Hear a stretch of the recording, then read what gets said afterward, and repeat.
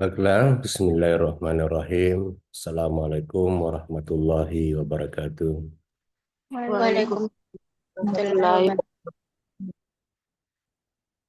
Alhamdulillahirabbil alamin. Wassalatu wassalamu ala Rasulillah wa ala alihi wa sahbihi ajmain. Amma ba'du. Alhamdulillah pada pagi hari ini kembali lagi kita bertemu di forum virtual dan insya Allah ikhtiar kita akan menjadi bagian dari ibadah di sisi Allah Subhanahu wa taala. Salam dan taslim buat Nabiullah Muhammad sallallahu alaihi wasallam sebagai role model suri teladan buat kita semua. Baiklah, pada pagi hari ini pada mata kuliah manajemen madrasah, salah satu tema kita yang sangat penting adalah manajemen sumber daya manusia. Dan kelompok 5 ya meneliti di MAN 1 Parepare. Untuk mengefisienkan waktu, kita berikan kesempatan kepada kelompok 5 untuk memimpin diskusi kita pada pagi hari ini. Silakan. Baik, Assalamualaikum warahmatullahi wabarakatuh. Waalaikumsalam. Waalaikumsalam warahmatullahi wabarakatuh. Pertama-tama, marilah kita panjatkan puji syukur atas kehadirat Allah Subhanahu wa Ta'ala, karena pada hari ini kita masih bisa melakukan perkuliahan melalui Zoom. Yang terhormat Bapak Dr. Andes Abdul Halik MPDI selaku dosen pengampu mata kuliah manajemen madrasah dan teman-teman yang saya banggakan. Baik, perkenalkan kami dari kelompok 5 yang akan membahas tentang manajemen sumber daya manusia di MAN 1. Adapun anggota kelompok saya yaitu Nahdia dan Muhammad Arif Ilham. Baik, untuk mengefisienkan waktu, langsung saja saya akan membacakan yaitu manajemen sumber daya manusia di MAN 1 Parepare. Sumber daya manusia atau SDM merupakan elemen krusial dalam setiap lembaga pendidikan, termasuk Madrasah Aliyah Negeri MAN 1 Kota Parepare. Dalam dunia pendidikan, SDM mencakup semua individu yang terlibat dalam proses pembelajaran, seperti guru, staf pendidikan, dan siswa. Selanjutnya yaitu makalah ini meneliti berbagai aspek terkait SDM di MAN 1 Kota Parepare, termasuk strategi membangun motivasi motivasi motivasi kerja pendidik, perguruan hasil penelitian untuk pengembangan dan penyesuaian pelatihan dengan kebutuhan kurikulum terbaru. Dengan pemahaman mendalam tentang pengelolaan SDM, diharapkan dapat menciptakan pendidikan yang berkualitas dan relevan. Selanjutnya yaitu latar belakang pendidikan penelitian, yaitu pentingnya SDM berkualitas. Kualitas SDM yang tinggi berpengaruh langsung terhadap mutu pendidikan yang diterima di MAN 1 Parepare.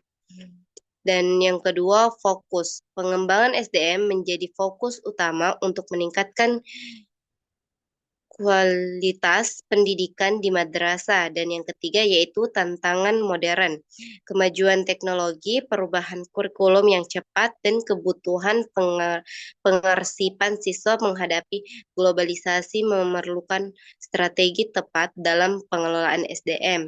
Dan yang terakhir yaitu konteks sosial.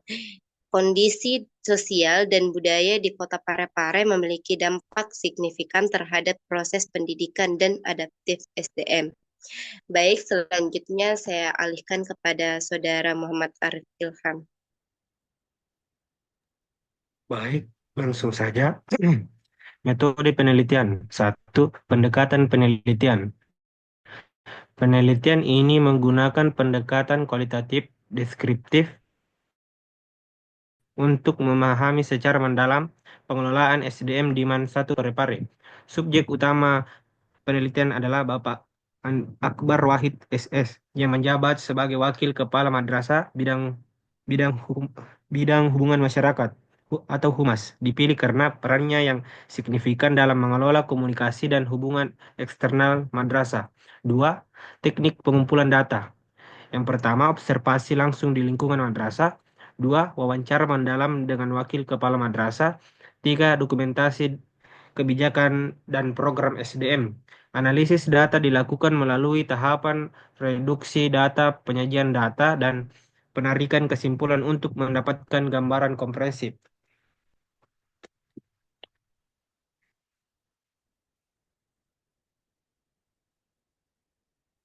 Membangun motivasi kerja pendidik.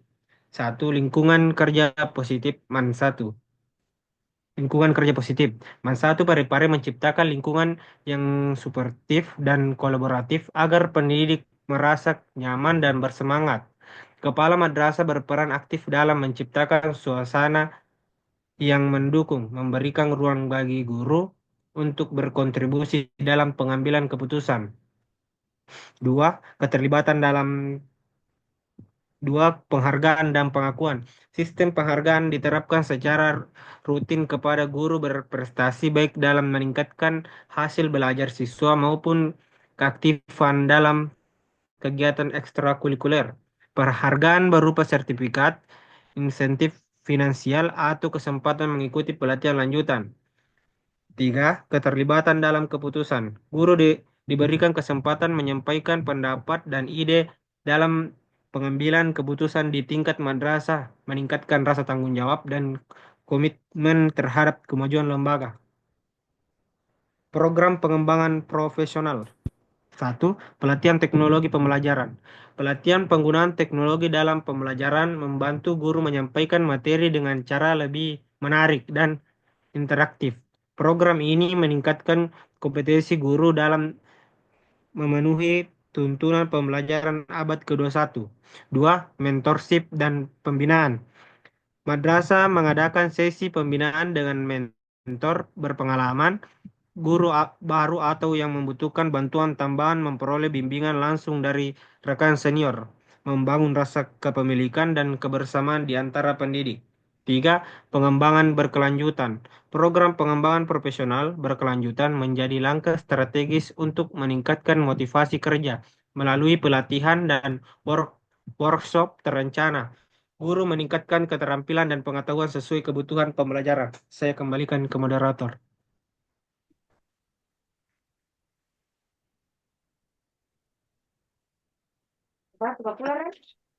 Baik, selanjutnya saya alihkan kepada Saudari Nahdia. Baik, materi selanjutnya itu evaluasi kinerja untuk pengembangan. Evaluasi komprehensif. Hasil penilaian digunakan sebagai alat evaluasi kinerja guru, mencakup metode pengajaran hingga interaksi dengan siswa. Dua, pengembangan kompetensi. Program tidak hanya fokus pada kompetensi akademik, tetapi juga pengembangan soft skills dalam interaksi dengan siswa. Yang ketiga, analisis data. Manajemen madrasah mengidentifikasi area yang perlu ditingkatkan dan memberikan umpan balik konstruktif pada guru. Yang keempat, program terfokus. Madrasah merancang program pembinaan sesuai kebutuhan yang teridentifikasi dari hasil penelitian. Pengembangan karir pendidik. Penghargaan kinerja. Guru dengan kinerja luar biasa mendapat pengakuan formal dari kesempatan kepemimpinan. Guru berprestasi diberi peluang mengambil posisi. Pelatih rekan sejawat. Guru berkinerja tinggi dapat menyelenggarakan pelatihan bagi rekan-rekan. Dengan memberikan jalur pengembangan karir yang jelas dan transparan, madrasah tidak hanya memotivasi guru untuk meningkatkan kinerja mereka, tetapi juga menciptakan budaya kolaborasi dan saling mendukung di antara pendidik. Sistem ini mendorong pertumbuhan profesional berkelanjutan. Penyesuaian pelatihan dengan kurikulum. Kesesuaian dengan kurikulum nasional. Pelatihan di MAN 1 Kota Parepare disesuaikan dengan kebutuhan kurikulum nasional dan perkembangan pendidikan terbaru. Madrasah aktif mengikuti perkembangan kurikulum dan tren pendidikan global untuk memastikan pelatihan yang relevan dan update. Integrasi metode pembelajaran modern. Pelatihan mencakup penggunaan teknologi pendidikan, metode pengajaran inovatif, dan pendekatan pembelajaran berpusat pada siswa. Guru mendapatkan pengetahuan dan keterampilan untuk mengimplementasikan kurikulum secara efektif. Respon terhadap perkembangan global.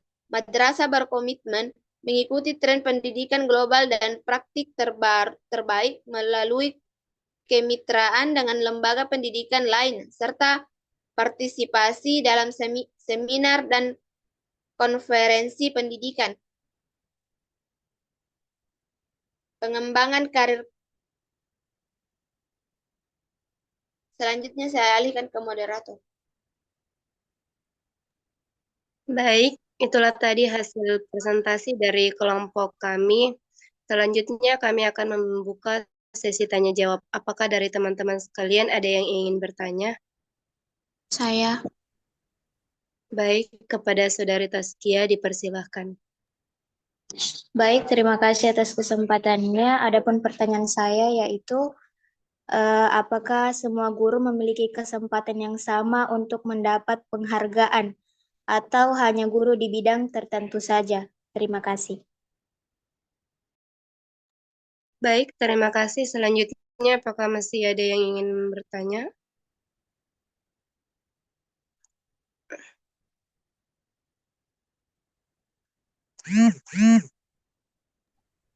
Saya moderator. Baik, kepada Saudari Gustina dipersilahkan. Baik, sebelumnya terima kasih atas kesempatan yang telah diberikan. Pertanyaan saya terkait penyesuaian pelatihan dengan kurikulum di MAN 1. Jadi, seberapa relevan materi dan metode pelatihan yang diberikan dengan kebutuhan kurikulum yang berlaku di MAN 1? Terima kasih. Baik, terima kasih. Selanjutnya, apakah dari teman-teman masih ada yang ingin bertanya? Saya moderator. Baik, kepada Saudari Nurlanisa Mutiara dipersilahkan. Baik, terima kasih atas kesempatan yang telah diberikan. Pertanyaan saya di sini merujuk pada program pengembangan profesional, di mana di dalam PPT tadi dijelaskan bahwa MAN 1 Parepare memberikan pelatihan penggunaan teknologi dalam pembelajaran untuk meningkatkan kompetensi guru. Nah, pertanyaan saya, sejauh mana pelatihan ini benar-benar mampu meningkatkan kualitas pembelajaran di kelas? Dan bagaimana indikator keberhasilannya diukur secara objektif. Itu saja pertanyaan saya dari saya kembalikan ke moderator. Baik, terima kasih. Baik, izinkan kelompok kami untuk mendiskusikan pertanyaan dari teman-teman sekalian. Saya alihkan ke Bapak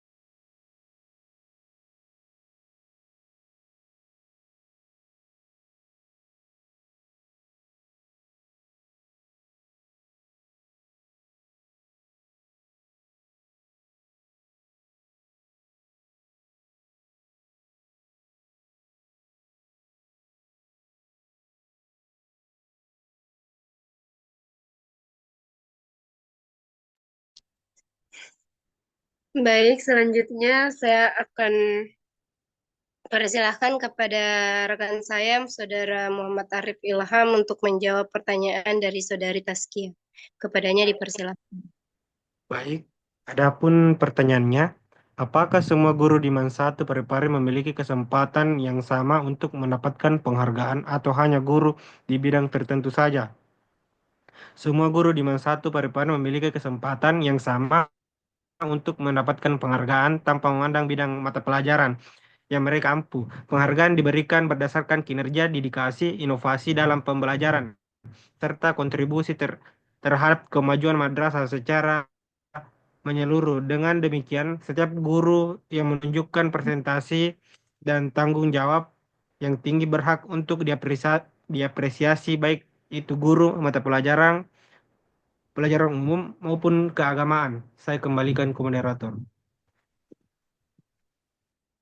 Baik, itulah tadi jawaban dari Saudari Taskia. Apakah diterima atau ingin menanggapi?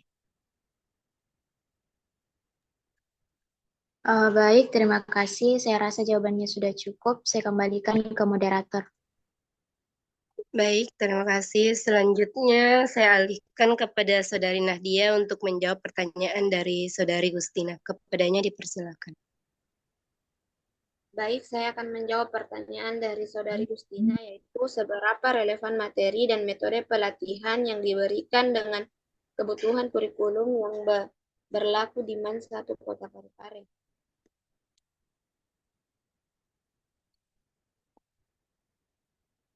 Materi dan metode pelatihan yang diberikan sangat relevan dengan kebutuhan kurikulum yang berlaku di Man 1 Parepare, karena disusun berdasarkan kurikulum merdeka dan kebijakan terbaru dari Kementerian Agama. Pelatihan difokuskan pada penguatan kompetensi guru, strategi pembelajaran diferensiasi, serta integrasi nilai-nilai keislaman dalam proses belajar mengajar.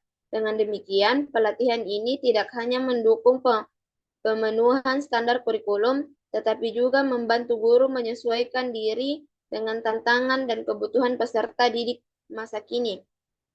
Baik, itu saja saya kembalikan ke moderator. Baik, itulah tadi jawaban dari Saudari Gustina. Apakah diterima atau ingin ditanggapi? Baik, terima kasih. Jawaban saya terima. Baik, terima kasih. Selanjutnya saya alihkan kepada Saudara Muhammad Arif Ilham untuk menjawab pertanyaan dari Saudari Nuranisa Mutiara. Kepadanya dipersilakan. Baik, langsung saja. Adapun pertanyaan dari Nur Anissa Mutiara merujuk pada program pengembangan profesional di mana di dalam PPT dijelaskan bahwa Man 1 Parepare memberikan pelatihan penggunaan teknologi dalam pembelajaran untuk meningkatkan kompetensi guru. Pertanyaannya, sejauh mana pelatihan ini benar-benar mampu meningkatkan kualitas pembelajaran di kelas dan bagaimana indikator keberhasilan diukur secara objektif. Pelatihan penggunaan teknologi dalam pembelajaran di Man 1 Parepare memiliki potensi besar untuk meningkatkan kualitas pembelajaran di kelas, terutama dalam hal interaktivitas, efisiensi penyampaian materi, dan keterlibatan siswa. Keberhasilan pelatihan ini dapat dilihat dari beberapa indikator objektif seperti meningkatnya kemampuan guru dalam menggunakan perangkat dan aplikasi pembelajaran digital, perubahan strategi mengajar yang lebih inovatif dan berbasis teknologi, serta peningkatan hasil belajar siswa yang terukur melalui evaluasi formatif dan sumatif. Selain itu, indikator lain yang dapat digunakan adalah hasil observasi kelas, umpan balik dari siswa, dan peningkatan partisipasi siswa dalam proses belajar, evaluasi berkala, dan refleksi pasca pelatihan. Juga penting untuk memastikan bahwa kompetensi yang diperoleh guru benar-benar diterapkan dalam praktik mengajar sehari-hari. Saya kembalikan kepada moderator. Baik, itulah tadi jawaban dari kelompok kami. Apakah Saudari Nuranisa Mutiara menerima atau ingin menanggapi? Baik, jawaban saya terima. Terima kasih, saya kembalikan ke moderator. Baik, terima kasih. Selanjutnya, apakah dari teman-teman sekalian masih ada yang ingin bertanya?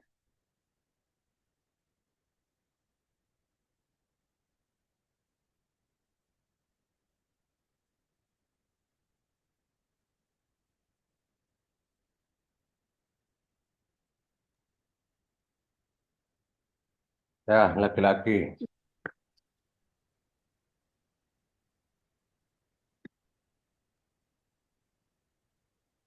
Gak ada yang muncul laki-laki ya.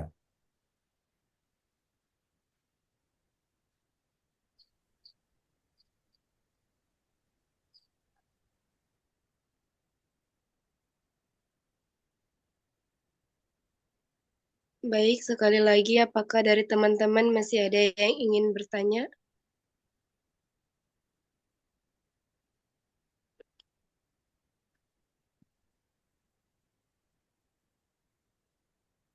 Ada Baso ya. Mana Salkifli? Nah, Ketua MPS.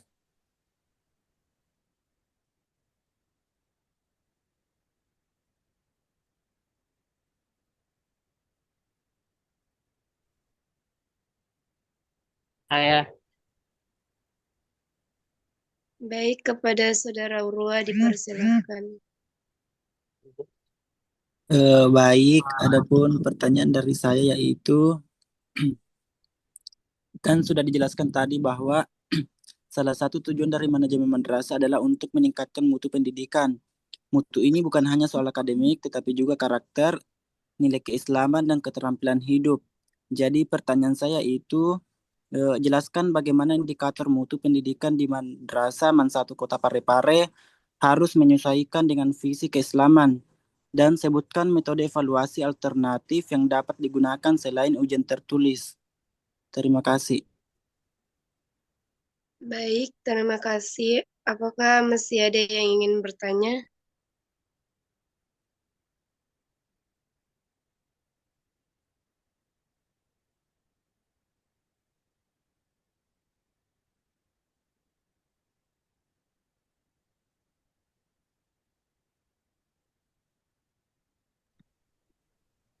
Iya, moderator menjawab pertanyaan dari Saudara Urwa.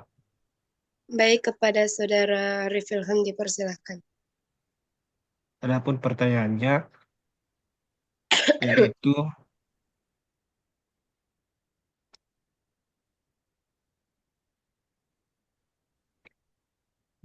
saya sudah dijelaskan tadi bahwa salah satu tujuan dari manajemen madrasah adalah untuk meningkatkan mutu pendidikan.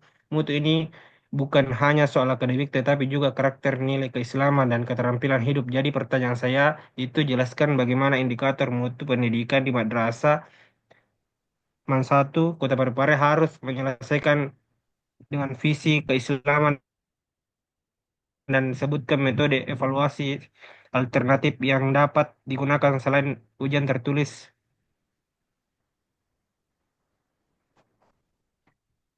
Jadi, indikator mutu pendidikan di masa 1 Kota Parepare harus mencerminkan pencapaian yang holistik, yaitu cakup aspek akademik, nilai-nilai keislaman, karakter, dan keterampilan hidup secara akademik mutu dan dapat diukur dari hasil belajar, nilai ujian, dan prestasi siswa. Sementara itu, penguatan visi keislaman tercermin dari pengalaman ibadah sehari-hari, seperti salat berjamaah, membaca Al-Quran, serta sikap spiritual dan akhlak mulia dalam kehidupan siswa. Mutu pendidikan juga dinilai dari pengembangan karakter, seperti kejujuran, tanggung jawab, dan kepedulian sosial, serta keterampilan hidup yang meliputi berpikir kritis, kerjasama, dan kemandirian. Untuk mengevaluasi semua aspek ini secara menyeluruh, Man 1 dapat menggunakan metode evaluasi alternatif. Selain itu, selain ujian tertulis seperti penilaian portofolio, penilaian kinerja, observasi langsung, jurnal reflektif per asesmen, dan evaluasi berbasis proyek. Dengan cara ini, proses pendidikan tidak hanya menekankan pada capaian kognitif, tetapi juga membentuk siswa yang berakhlak, terampil, dan siap menghadapi tantangan kehidupan sesuai dengan visi keislaman madrasah. Saya kembalikan ke moderator. Baik, itulah tadi jawaban dari atau ingin menanggapi. Baik, saya rasa jawaban sudah jelas dan dapat dipahami. Jawaban saya terima. Terima kasih. Baik, terima kasih. Selanjutnya, apakah masih ada yang ingin bertanya?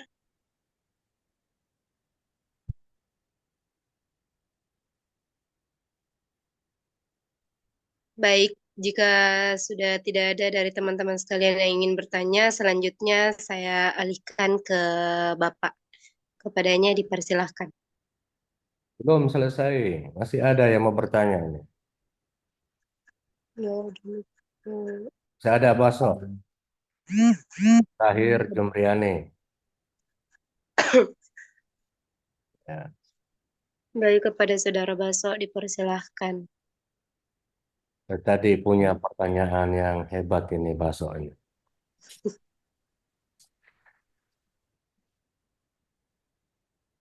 Baik, terima kasih kesempatan yang telah diberikan. Pertanyaan saya adalah, apa saja bentuk penghargaan yang diberikan kepada guru berprestasi?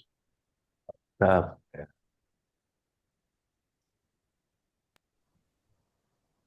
Baik, terima kasih. Apakah ada teman-teman masih ada yang ingin bertanya? Tahir Jumriani. Baik, kepada Saudari Jumriani dipersilahkan. Baik, terima kasih atas kesempatan yang telah diberikan. Adapun pertanyaan saya, bagaimana efektivitas pendekatan evaluasi kinerja guru dalam mendorong peningkatan mutu pembelajaran di Men 1 Parepare? Baik, terima kasih. Selanjutnya, Izin moderator menjawab pertanyaan Saudara Baso Maulana. baik, kepada Saudara Arham dipersilahkan. Adapun pertanyaan dari Saudara Baso Maulana yaitu apa saja bentuk penghargaan yang diberikan kepada guru berprestasi? Bentuk penghargaan yang diberikan kepada guru berprestasi di Men 1 Kota Parepare dapat berupa beberapa hal, baik bersifat materi maupun non-materi. Penghargaan materi atau insentif dan dukungan untuk mengikuti pelatihan atau seminar tingkat regional maupun nasional. Sementara itu penghargaan non-materi dapat berupa promosi jabatan, apresiasi dalam forum resmi madrasah, penugasan sebagai mentor bagi guru lain, atau pemberian kesempatan untuk terlibat dalam program-program strategis madrasah.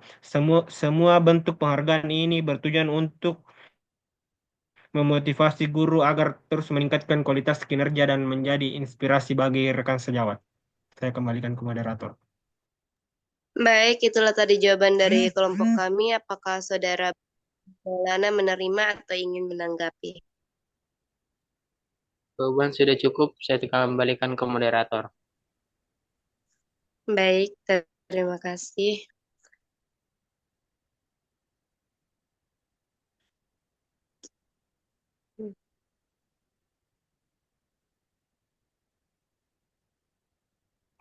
Penguasaan materi, strategi pembelajaran. Baik, selanjutnya saya alihkan kepada Saudari Saya Pak Anu, Bulan. Saudara Muhammad Arif Ilham untuk menjawab pertanyaan dari Saudari Jumriani. Baik, terima kasih atas kesempatan yang telah diberikan. Adapun pertanyaan dari Saudari Jumriani, bagaimana efektivitas pendekatan evaluasi kinerja guru dalam mendorong peningkatan mutu pembelajaran di Men 1 Parepare? Pendekatan evaluasi kinerja guru di Men 1 Parepare sangat efektif dalam mendorong peningkatan mutu pembelajaran. Jika dilakukan secara objektif, berkelanjutan, dan berbasis data, Evaluasi ini tidak hanya menilai aspek administratif, tetapi juga mencakup penguasaan materi, strategi pembelajaran, interaksi dengan siswa, serta kemampuan guru dalam mengintegrasikan nilai-nilai keislaman dalam proses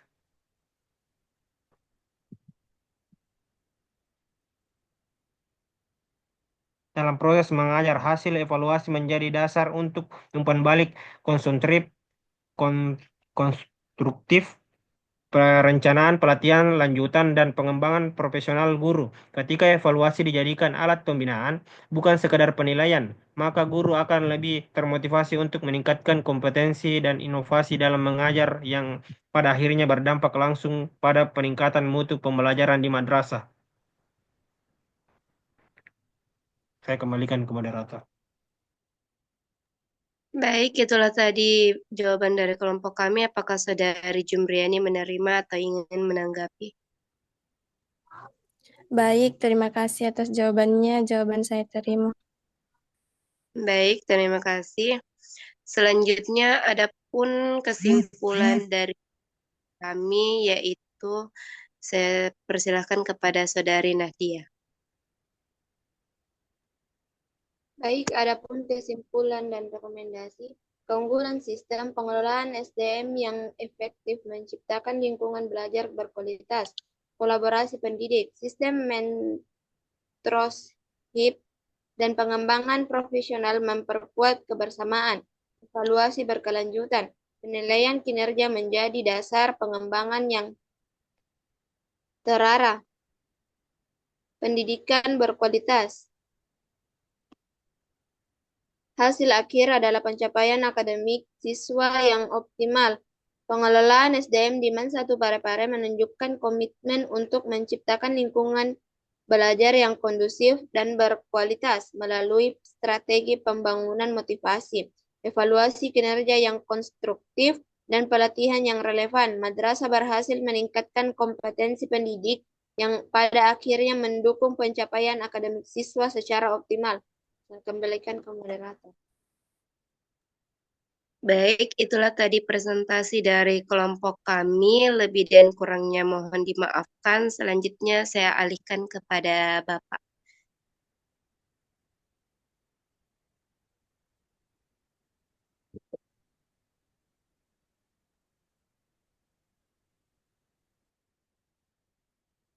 Oke, baiklah, Nanda semua. Terima kasih atas diskusinya hari ini yang sangat penting, sangat menarik, dan tentu akan menjadi catatan penting buat kita semua, ya, karena juga bertepatan dengan Hari Pendidikan Nasional. Ya. Eh, Kalau kita berbicara sumber daya manusia, satu sisi ya kita tentu eh, ingin melihat manusia sebagai sosok yang memiliki peran yang strategis, di mana potensi yang dimilikinya sebagai makhluk yang berakal, makhluk yang beradab, makhluk terdidik, itu dapat memberikan peran, dapat bermanfaat dan berkontribusi bagi kebaikan, khususnya pada lembaga pendidikan Islam. Jadi kita memahami dengan relasinya dengan pendidikan ya tentu uh, menuju manusia seutuhnya dapat direalisasikan melalui dengan pendidikan yang unggul dan profesional. Jadi kita berbangga hari ini di dalam merayakan memperingati Hari Pendidikan Nasional. Kemudian menyinggung tentang manajemen SDM sebagai salah satu kajian kita di mata kuliah manajemen madrasah. Tentunya kita tidak bisa lepas dari nilai-nilai, prinsip-prinsip, dan doktrin dalam agama Islam itu sendiri. Jadi keterkaitan dengan pengembangan lembaga pendidikan Islam yang tadi pemakalah kelompok 5 meneliti di MAN 1 Parepare, tentu kita meyakini bahwa dengan SDM yang unggul, dengan SDM yang profesional, maka pendidikan di MAN 1 Parepare juga akan unggul. Jadi oleh karena itu kita meyakini bahwa salah satu kunci utama untuk meningkatkan mutu pendidikan, terutama di madrasah itu adalah ada di SDM, sehingga SDM ini sangat penting untuk di-manage, untuk dikelola, ditata dengan baik. Nah, kita di dalam menggunakan kacamata manajemen, di dalam menganalisis sumber daya manusia, ya tadi disebutkan bahwa yang masuk kategori sumber daya manusia ini adalah personal yang memiliki peran dan tanggung jawab secara formal, secara resmi di lembaga pendidikan itu. Jadi mulai dari kepala sekolah, wakil kepala sekolah, kemudian guru, ada staf, dalam hal ini tenaga kependidikan, ada mungkin laboran, ada pustakawan, ada cleaning service, ada security, itu semua adalah bagian dari wilayah SDM. Nah, di dalam membenahi kualitas sumber daya manusia dengan menggunakan kacamata manajemen, itu punya tahapan-tahapan. Jadi dimulai dengan perencanaan ya. Di dalam perencanaan itu ada yang namanya analisis kebutuhan. Nah, ini nanti kalau berbicara tentang SDM di lembaga pendidikan, sejatinya setiap saat, setiap tahun, pimpinan di lembaga pendidikan itu selalu menganalisis kebutuhan. Dalam hal ini, tentu melihat evaluasi ya. Jadi evaluasi sumber daya manusia yang ada dengan beban kerja atau tuntutan kerja di Madrasah Negeri 1 Parepare itu. Jadi dianalisis kebutuhan, apakah sumber daya manusia yang tersedia sudah mampu menyelesaikan, menjalankan dengan baik tugas-tugas atau pekerjaan yang ada di MAN 1 Parepare itu. Atau ada job, ada pekerjaan yang membutuhkan keahlian di mana SDM yang sudah ada belum ada yang memiliki kompetensi di bidang itu. Atau pekerjaan yang ada sangat padat, tidak seimbang dengan sumber daya manusia yang tersedia di MAN 1 misalnya. Jadi karena itu ketika dilakukan analisis kebutuhan dan dinyatakan bahwa MAN 1 membutuhkan sumber daya manusia sehingga harus melakukan proses yang kedua, yakni rekrutmen dan seleksi. Jadi itu dilakukan rekrutmen dan seleksi itu berdasarkan analisis kebutuhan. Nah, karena di MAN 1 itu adalah lembaga pemerintah karena madrasah negeri, maka kalau guru yang sifatnya resmi diakui oleh negara misalnya, biasanya itu langsung pengangkatannya dari negara melalui dengan pendaftaran CPNS atau P3K. Nah, kalau menjadi tenaga honorer, itu biasanya hanya sampai di level kepala madrasah itu. Itu pun dianalisis berdasarkan kebutuhan yang ada di madrasah. Jadi misalnya kalau kurang guru di madrasah itu, misalnya guru akidah akhlak, guru fikih, mengalami kekurangan, maka boleh jadi pimpinan menetapkan kita membutuhkan guru, misalnya 3 orang pada tahun ini dengan keahlian 1, 2, 3. Nah, ketika kewenangan itu ada di kepala sekolah misalnya, kemudian melakukan rekrutmen. Jadi proses rekrutmen dan seleksi ini yang pertama dilakukan kan itu eh, mengumumkan kepada publik, kepada khalayak tentang penerimaan guru baru atau staf tenaga pendidik kependidikan yang baru di Man 1 dengan kriteria dengan syarat-syarat yang tentu sudah ada lengkap di dalamnya. Jadi itu bisa melalui dengan apa namanya media massa, bisa media sosial atau secara manual melalui dengan misalnya ada spanduk yang dipasang, ada brosur, ada player dari WA Group dan seterusnya. Itu untuk mempromosikan atau mensosialisasikan, mempublikasikan tentang rekrutmen tenaga sumber daya manusia, apakah itu guru atau staf.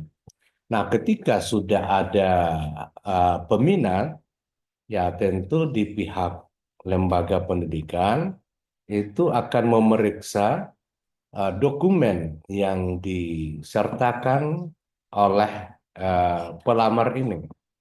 Jadi seleksi pertama itu dilakukan adalah seleksi administrasi. Ya. Jadi seleksi administrasi tentang ijazah misalnya, kartu identitas, keterangan berbadan sehat, keterangan berkelakuan baik gitu ya. Jadi itu ada beberapa dokumen yang diperiksa dan di situ ada seleksi dokumen. Setelah seleksi dokumen, diumumkan siapa yang lulus. Jadi setelah diumumkan siapa yang lulus seleksi dokumen, seleksi administrasi, maka itu yang lulus direkomendasikan untuk mengikuti tes penerimaan selanjutnya. Nah, tes penerimaan selanjutnya ini, nah, yang lazim sekarang digunakan itu kan CAT ya, apa namanya, Computer Assessment Test apa ya, tes yang berbasis komputer. Nah, itu yang melalui dengan tes secara tertulis. Nah, tentu di sini ada grade-nya ya. Jadi kalau yang kemarin tes P3K, CPNS itu kan ada tes akademik, ada tes kebangsaan, ada tes kompetensi ya, kalau nggak salah itu ya. Nanti setelah itu ada tes psikologi, ada tes moderasi beragama, atau tes wawasan kebangsaan. Nah, itu yang kemudian ada di dalam tes wawancara interview. Dan kalau guru biasanya ada tes, misalnya juga dengan dosen, itu ada tes mengajar ya. Jadi tes praktikum di sini ya dilihat bagaimana cara mengajarnya, dimulai dari pembuatan perangkat pembelajaran, ada RPP atau modul pembelajaran, penyiapan media, penggunaan metode, sampai ke evaluasi. Nah, bagi peserta yang ikut tes ini melalui tahapan-tahapan dan sampai dia lulus, nah itulah yang diterima. Jadi diterima untuk bekerja di Man 1 yang lulus tadi seleksi dengan beberapa tahapan tesnya itu ya. Setelah diterima itu tentu ada proses adaptasi ya. Jadi ada istilah magang dulu ya. Kalau di perusahaan-perusahaan besar itu kan ada istilah magang. Apakah itu 3 bulan atau 6 bulan. Sebelum diberikan pekerjaan utama atau pekerjaan pokoknya. Nah, dari situ magang atau adaptasi atau asistensi di dalam beradaptasi di dunia kerja baru, lalu diberikan pekerjaan. Nah, pekerjaan utama ini tentu dilakukan evaluasi ya. Jadi ada evaluasi kinerja. Nah, evaluasi kinerja ini ya tentu eh, akan memberikan pemetaan tentang kemampuan sumber daya manusia itu misalnya guru. Nah, oh ternyata guru ini ada yang sudah menguasai IT, tapi lemah di bidang metode. Ada yang kuat di bidang metode, tapi gaptek. Ada yang kuasai metode dan media, tapi lemah di bidang evaluasi. Ya. Macam-macam itu ya. Jadi kontesnya di sini, ya ini banyak yang tutup kamera ini. Gimana nih? Buka dulu kameranya. Kita harus saling menghargai ya. Oke.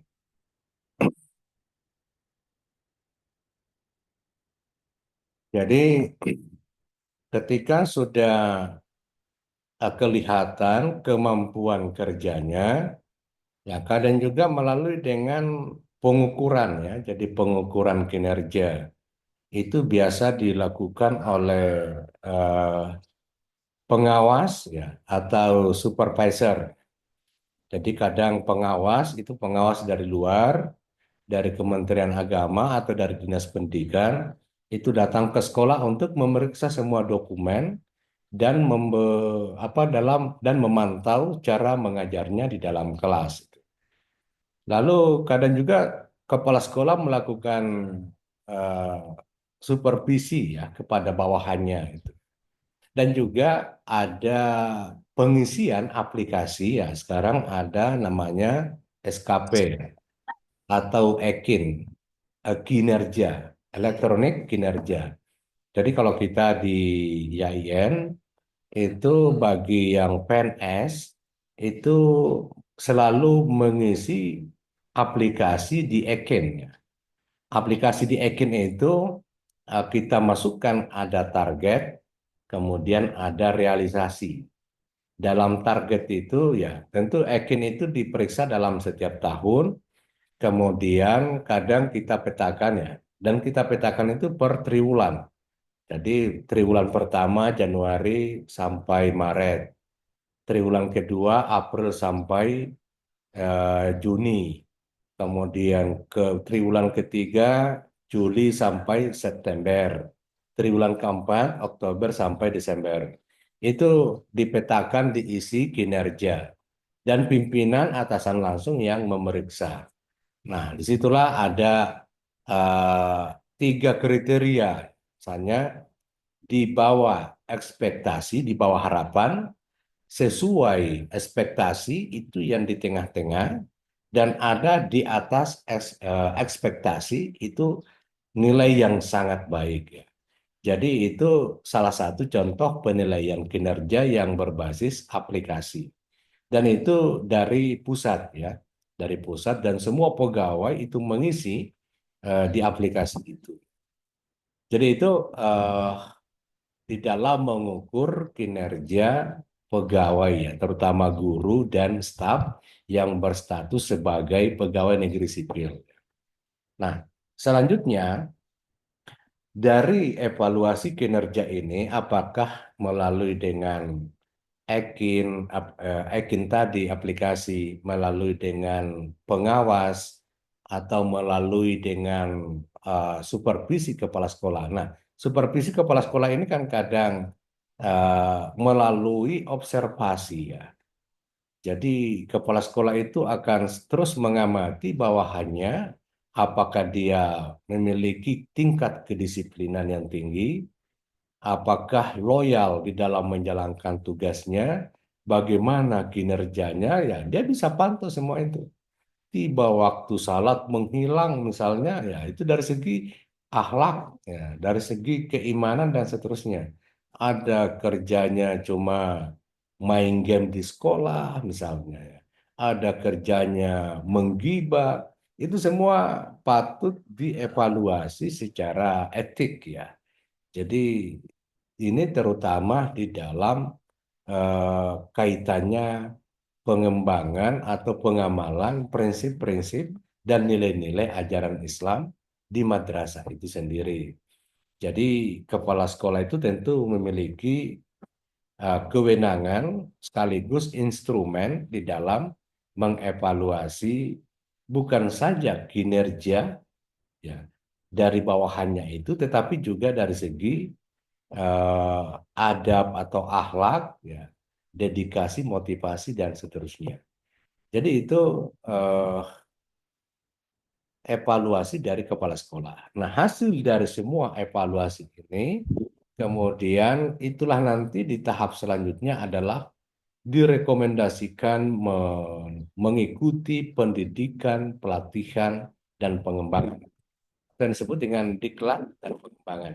Nah, dari diklat dan pengembangan ini, itulah yang dilakukan berdasarkan hasil evaluasi. Jadi misalnya ada guru yang kurang di bidang metode pembelajaran, maka dilakukan pelatihan di bidang metode pembelajaran.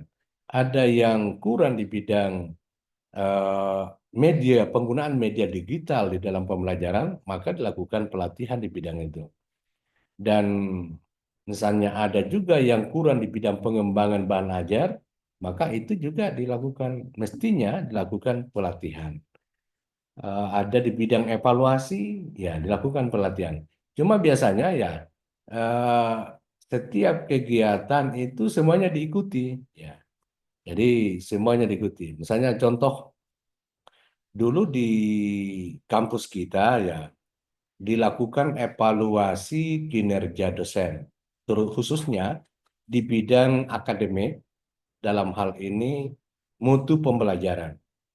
Nah, yang memberikan evaluasi itu kan mahasiswa. Jadi mahasiswa memberikan evaluasi kepada dosennya yang ada di kuesioner di Sispo ya, atau di Edling, itu diisi karena kalau tidak diisi kan tidak keluar nilainya, tidak terlihat nilainya. Nah, itu sebenarnya selalu dipantau oleh lembaga penjaminan mutu. Jadi angket yang diisi oleh Nanda semua mahasiswa itu dipantau oleh lembaga penjaminan mutu, termasuk saya. Kalau di tingkat prodi itu ada namanya apa itu ya? Ada semacam unit pengendali mutu prodi, ya ada di level prodi, ada di level fakultas, ya. Jadi turunan dari LPMO ya. Lembaga Penjaminan Mutu Universitas itu ya ada di level fakultas dan ada di level prodi. Jadi itu digunakan untuk menganalisis ya.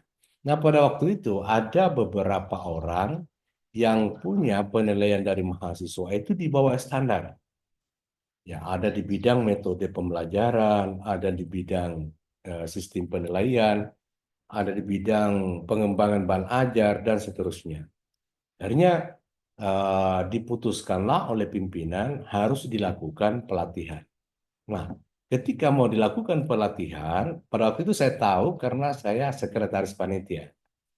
Jadi pelatihan itu dilakukan dan akan diundang hanya dosen yang dibawa standar nilai yang diberikan oleh mahasiswa. Nah, pimpinan mengatakan, wah tidak enak ya kalau yang diundang itu adalah orang yang atau dosen yang dibawa standar nilai yang diberikan oleh mahasiswa. Akhirnya solusinya adalah semua dosen diikutkan. Jadi biar tidak tersinggung ya, yang merasa bahwa itu yang diikutkan itu kan yang rendah nilainya dari penilaian mahasiswa itu. Akhirnya diikutkan semua. Gitu. Jadi yang tinggi nilainya tidak apa-apa ikut untuk menghadiri kegiatan pelatihan itu. Ya, kadang kan kita lupa ya atau perlu diupdate kemampuan kita atau merefresh lah itu ya. Jadi semuanya hadir pada waktu itu dosen dan itu sangat penting untuk apa namanya untuk memperbaharui pengetahuan kita dan termasuk kompetensi. Jadi setelah dilakukan pelatihan, ya tentu di sini kan kembali bekerja ya. Jadi kembali bekerja seperti biasa. Nah, eh, tadi ya disebutkan tentang pemberian reward dan punishment atau ada apresiasi. Jadi di dalam dunia kerja atau pengembangan SDM itu kan ya selalu ada itu ya. Untuk peningkatan kinerja itu selalu ada reward and punishment. Nah, jadi kalau tadi banyak disinggung tentang reward atau penghargaan, jarang dibicarakan tentang punishment. Jadi punishment ini kan sanksi ya. Jadi bagi guru atau staf yang melakukan pelanggaran, misalnya malas, ada dokumen tidak dilaporkan, misalnya sertifikasi guru, ternyata dokumen yang harusnya dilaporkan itu dia tidak kerja, maka sanksinya tidak diberikan anggaran sertifikasi.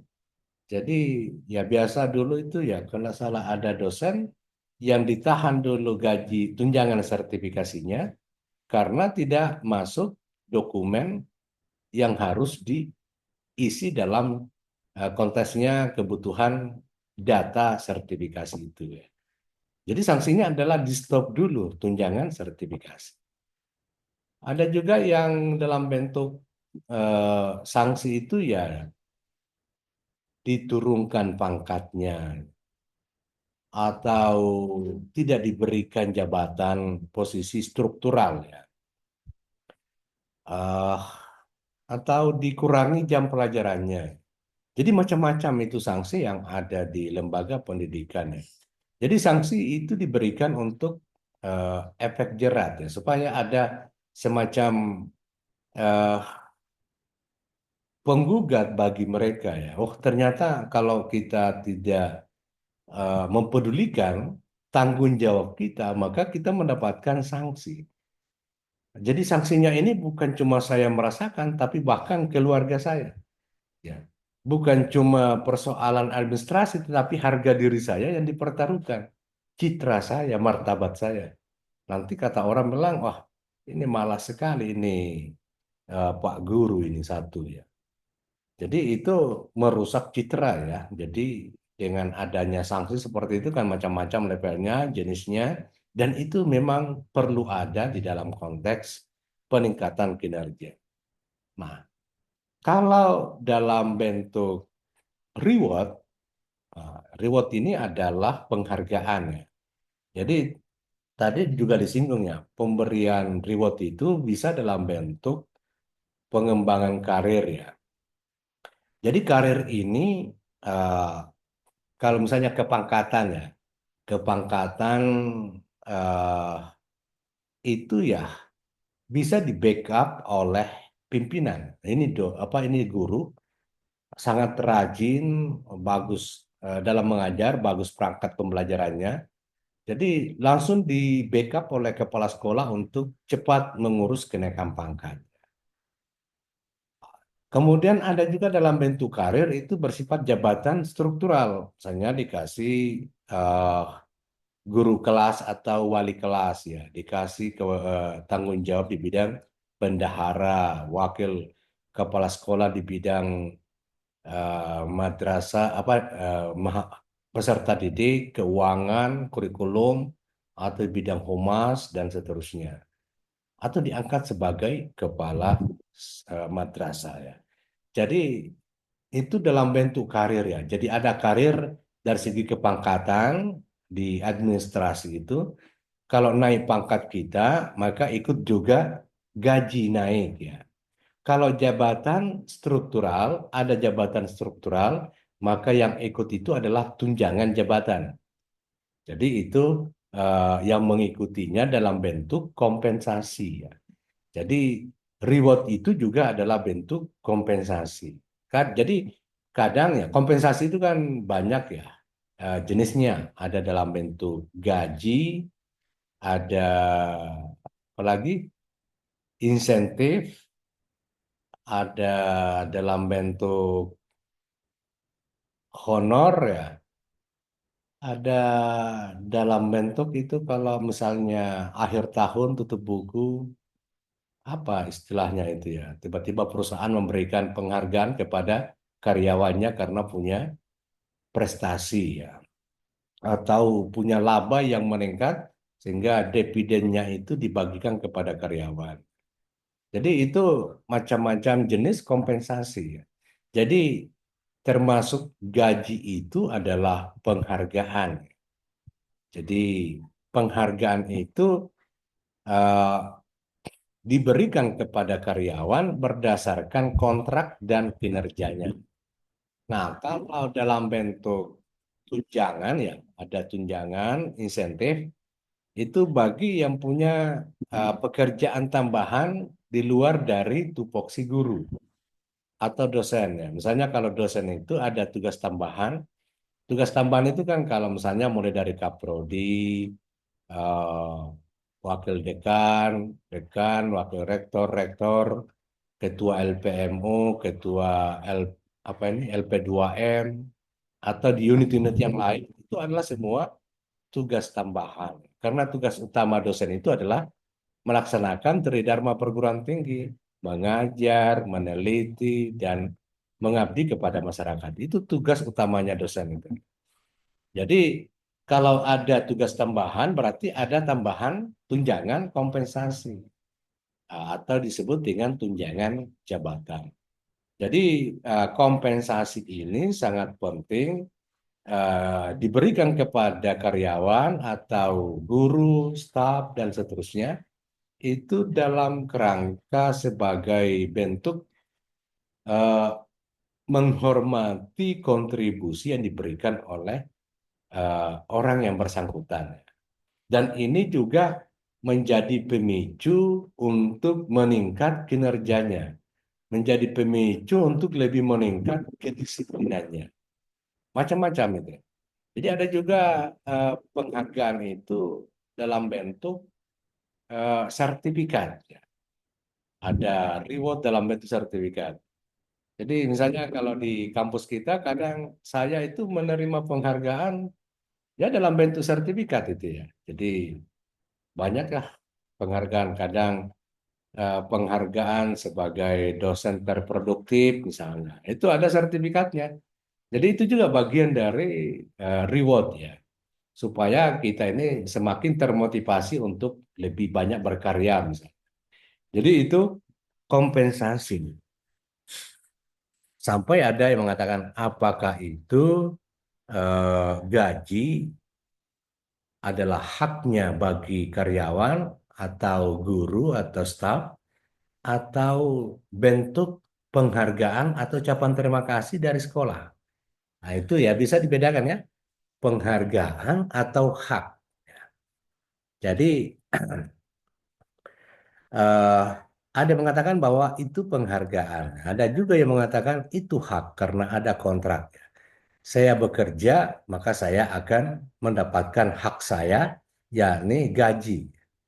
Nah, kalau misalnya di sisi yang lain dari sekolah, dari perusahaan misalnya, saya mempekerjakan saudara dan ketika bekerja kelihatan ada kerjanya, kontribusinya, maka saya memberikan penghargaan dalam bentuk gaji.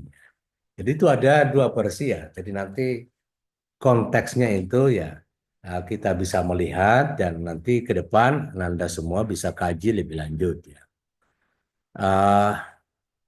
Nah, selanjutnya di dalam manajemen SDM itu yang kita harapkan terus itu kan bagaimana kinerjanya terus meningkat. Sudah dilakukan pelatihan ya. Jadi lakukan pelatihan itu supaya meningkat kinerjanya. Diberikan kompensasi supaya meningkat kinerjanya. Apa yang membuat lagi guru staf itu bisa meningkat kinerjanya? Nah, di situ di dalam konteks manajemen SDM ada yang disebut dengan kesehatan dan keselamatan kerja. Jadi eh, orang yang bekerja di sebuah tempat dapat fokus bekerja, dapat maksimal bekerja kalau dia sehat. Ya. Jadi kalau dia kurang sehat, dia tidak akan dapat bekerja dengan maksimal. Makanya itu di perusahaan-perusahaan itu biasanya ada kliniknya itu ya. Jadi ada kliniknya. Kita di fakultas kan punya klinik dulu ya situ ya. Kadang mahasiswa atau dosen kalau pening datang di situ cari minyak angin ya macam-macam. Ada tempat tidurnya kalau lagi capek atau tidak enak perasaan ya. Jadi itu ada perhatian terhadap kesehatan. Nah, jadi eh, klinik itu sangat penting ya supaya kalau orang sehat itu pasti maksimal bekerja dengan baik gitu ya. Jadi itu konteksnya ya kesehatan. Yang kedua, keselamatan. Jadi keselamatan kerja di sini ya bagaimana dalam bekerja tidak ada ancaman. Contohnya apa ya? Misalnya kita mengajar, oh tiba-tiba hujan deras. Oh kita khawatir jangan sampai banjir gitu ya. Jangan sampai longsor. Ya, misalnya kan kita di fakultas kita kan itu ya di belakangnya ada gunung kan itu ya. Nah, ini bahaya ya kalau musim hujan tiba-tiba apa longsor ini ya kita tertimbun di bawah. Jadi itu bagian dari security ya yang harus diperhatikan.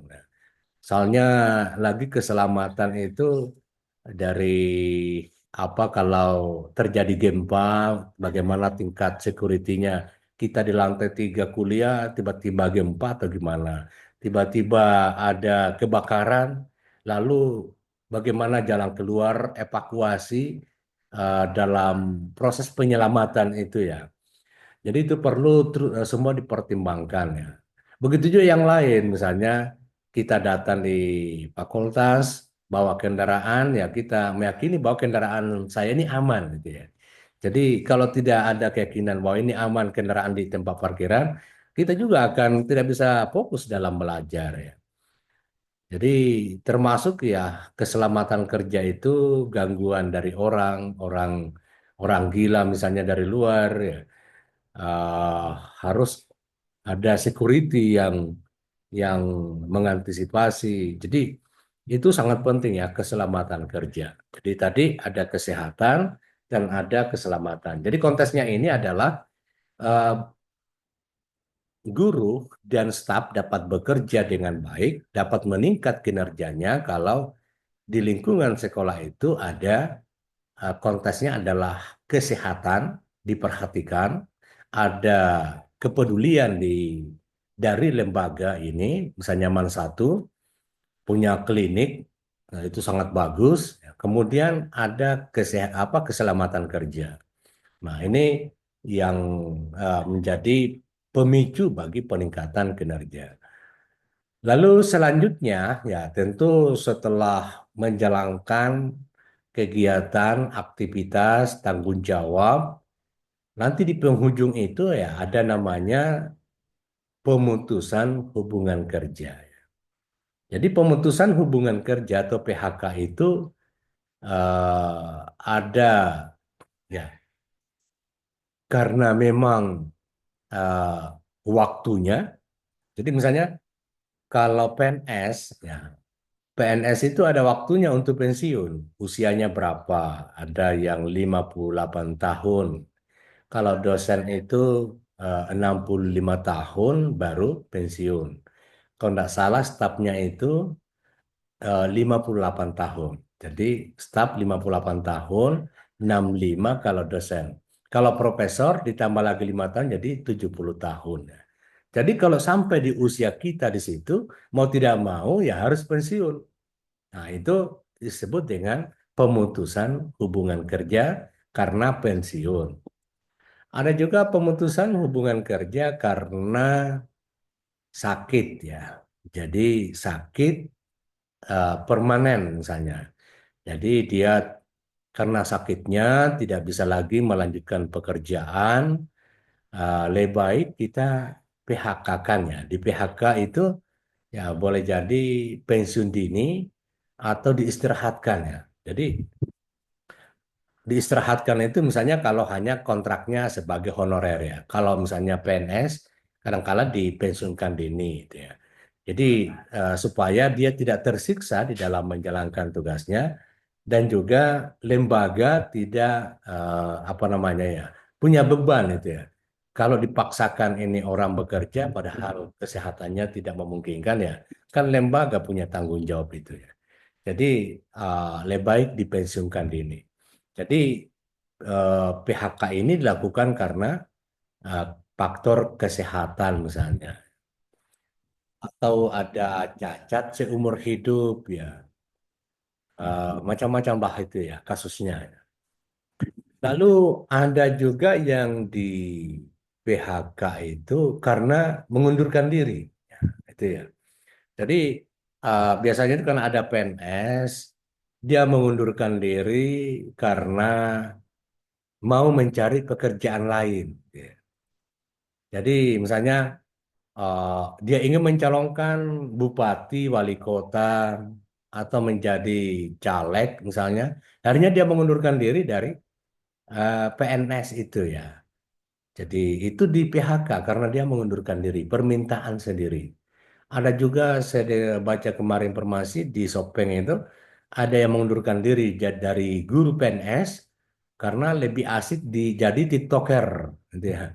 Jadi itu fenomena juga ya. Katanya lebih banyak penghasilan sebagai TikToker daripada jadi guru. Akhirnya mengundurkan diri. Nah, pengunduran diri inilah yang dijadikan sebagai dasar untuk mem-PHK-kan itu ya. Lalu ada yang PHK karena eh, pelanggaran berat gitu ya. Jadi pelanggaran berat itu misalnya eh, kalau di PNS itu dia korupsi dan putusan pengadilannya itu kalau tidak salah di atas 2,5 tahun mendapatkan, misalnya 3 tahun mendapatkan putusan untuk di penjara, kalau nggak salah itu langsung dipecat ya. Kayaknya standarnya 2,5 tahun. Jadi karena berbuat korupsi ya sudah itu ya. Dipecat kalau putusan pengadilan itu di atas, kalau nggak salah ya, di atas 2,5 tahun. Lalu misalnya berbuat asusila, misalnya melakukan pelecehan seksual gitu ya, yang banyak juga terjadi gitu ya. Jadi itu apa namanya bagian dari pelanggaran berat itu ya. Dan itu biasanya dipecat itu ya. Kalau sudah masuk laporannya ya dipecat. Lalu ada juga karena pembunuhan ya. Dia membunuh orang ya tanpa ada alasan yang kuat itu. Hanya mendapatkan putusan dihukum sampai 10 tahun ya sudah dipecat itu. Nah, ini eh, pemutusan hubungan kerja karena eh, melakukan pelanggaran, ya, sanksi yang berat. Jadi itu eh, merupakan level PHK itu. Jadi PHK dalam konteks ini eh, itu secara administrasi dan secara natural. Nah, ada juga kondisi tertentu dilakukan PHK. Ya. Itu biasanya di perusahaan-perusahaan, ya. Jadi ketika misalnya terjadi resesi ekonomi, ada krisis keuangan. Nah, untuk mempertahankan perusahaan ini harus dilakukan efisiensi anggaran. Nah, efisiensi anggaran itu ya bisa dalam bentuk mengurangi pengeluaran. Ya, karena mengurangi pengeluaran ini kan ya bisa mempertahankan perusahaan daripada bubar, gulung tikar perusahaan, lebih baik kita efisiensi, mengurangi pengeluaran. Nah, salah satu cara untuk mengurangi pengeluaran itu adalah eh, karena pengeluaran itu banyak yang mengarah ke penggajian pegawai atau karyawan. Nah, oleh karena itu salah satu caranya adalah di PHK karyawan, misalnya 50% di PHK supaya uang yang ada di perusahaan ini tidak lagi ada jobnya untuk keluar. Makanya karyawan itu di PHK ya. Jadi itu pilihan-pilihan yang sangat sulit ya, pilihan alternatif ketika satu perusahaan itu mengalami krisis keuangan ya. Jadi tentu pertimbangannya itu ya bagaimana cara melakukan efisiensi anggaran, maka salah satu cara yang sangat efektif itu adalah pemutusan hubungan kerja bagi karyawan ya. Ada yang 25%, 50% ya, ada sampai 75%. Nah, jadi itu pertimbangan dari pimpinan perusahaan. Oke, Nanda semua, itu adalah tadi tahapan-tahapan di dalam manajemen sumber daya manusia di lembaga pendidikan. Nah, tentu di sini ya saya coba menanggapi yang terekam ya tadi di tanggapan dari peserta ya. Nah, eh, tentu kalau di sekolah atau di madrasah, khususnya kepada guru, kalau ingin meningkatkan kinerjanya, maka bentuk pelatihannya itu macam-macam ya. Kalau di bidang kinerjanya itu, misalnya pelatihan di bidang eh, metode pembelajaran, penggunaan digital di dalam pembelajaran, bagaimana memanfaatkan Canva, ya, bagaimana kalau eh, membuat video pembelajaran, membuat PowerPoint, membuat flipbook atau media interaktif. Itu semua adalah perlu dikuasai oleh guru.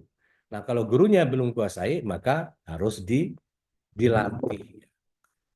Nah, kemudian ada juga dari sisi metode atau strategi pembelajaran. Jadi, guru monoton di dalam mengajar, ya hanya ceramah melulu ya. Akhirnya bosan peserta didiknya. Nah, oleh karena itu, gurunya harus dilatih tentang strategi pembelajaran, macam-macam ya. Ada strategi berbasis kontekstual ya, CTL, Contextual Teaching and Learning. Ada pembelajaran berbasis masalah, ada pembelajaran kooperatif, ada pembelajaran berbasis proyek, pembelajaran berbasis lagi neuroscience ya, berbasis otak saraf ya. Jadi misalnya eh, kita harus kuasai tentang pembelajaran strategi pembelajaran kooperatif. Nah, ini strategi pembelajaran kooperatif itu kan ada teknik-tekniknya, ada teknik jigsaw, ada teknik apa nih? Start ya. Jadi itu ketika guru memiliki wawasan tentang strategi dan metode, maka dengan fleksibel eh, punya apa namanya inisiasi di dalam berkreasi di kelas itu sendiri dengan melihat materinya apa, ini cocoknya strategi apa dan seterusnya. Jadi dengan adanya strategi itu maka pembelajarannya bersifat partisipatif. Jadi berpusat kepada peserta didiklah yang banyak bekerja, belajar, dan guru sebagai fasilitator dan motivator. Jadi itu guru harus dilatih di bidang ini agar dia lebih kompeten dan ahli ya di dalam menerapkan eh, strategi atau metode pembelajaran. Ada juga pelatihan, misalnya evaluasi ya.